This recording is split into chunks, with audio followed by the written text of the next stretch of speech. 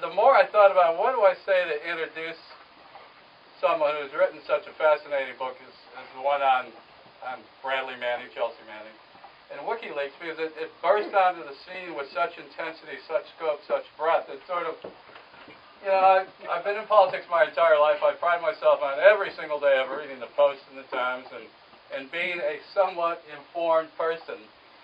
And then I sort of got away from that, got into the book business, but still surrounded by knowledge. And with everything going on with WikiLeaks, and that was sort of the first tsunami, and then all of a sudden it was the NSA, and then I just sort of, you know, I said, forget it. And, you know, you're involved, you grow up in the 60s and 70s, and there's always this presumption that you're being listened to anyway.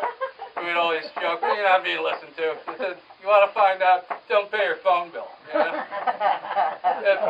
If you go 6 months without your phone being cut off, well, then maybe you're talking to some interesting people, but if you get your phone cut off in a month, forget it. You know? Your conversations are totally worthless.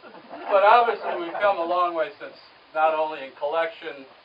I mean, that was sort of eavesdropping in a quaint way, and back then you really had to merit somebody's attention because we really didn't have the resources. You weren't in a sort of a police state then. But you look back now, and it's overwhelming. It's beyond comprehension. And the more I read, the more I'm sitting here surrounded by knowledge, the less of a grasp I really have on what is taking place. And that's what I find so fascinating. What about the WikiLeaks book, but also, you know, what you're approaching on now, discussing now, what's taken place since, you know, with all the NSA disclosures. I mean, they're just mind-boggling. I mean, all right, fine, we're being spied upon. I agree, but when Angela Merkel's cell phone is being, well, I didn't see that coming. But anyway, enough of that. But most importantly, we are here to listen to Chase. I want to thank Amanda Madar, Chase's mother, for coming here.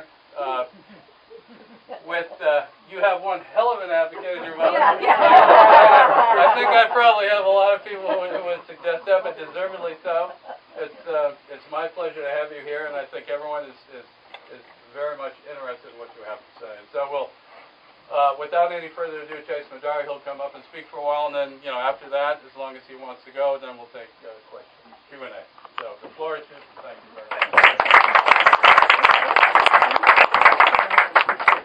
Thank you so much, Tom Martin. I think you all know what a first-rate bookstore you happen to have here in Chestertown. It's such an important part of our holiday season when we come down here, my wife and I, Boxing Day or the day after, we love to come here and drop major coin on you. And we love it. I hope you all do too. Support this place. It's a gem. I take photographs on my phone of the dedicated shelf for Edmund Wilson, the great 20th century American social critic and historian, and then taunt my friends with it by sending it to them. I also want to thank my Mid-Atlantic region publicist. She's kind of aggressive. She's got great Charlie hustle, but that's what it takes to get to plum gigs like this. My mother, Amanda. And I want to thank all of you for coming tonight for this Après Post Boxing Day literary event of the season.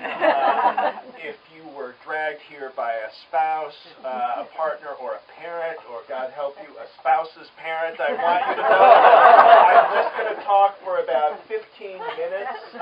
Hector you for not longer than that, and then we'll break to Q&A, and then we'll just schmooze and booze a bit, and I'm happy to answer more questions as I stand around.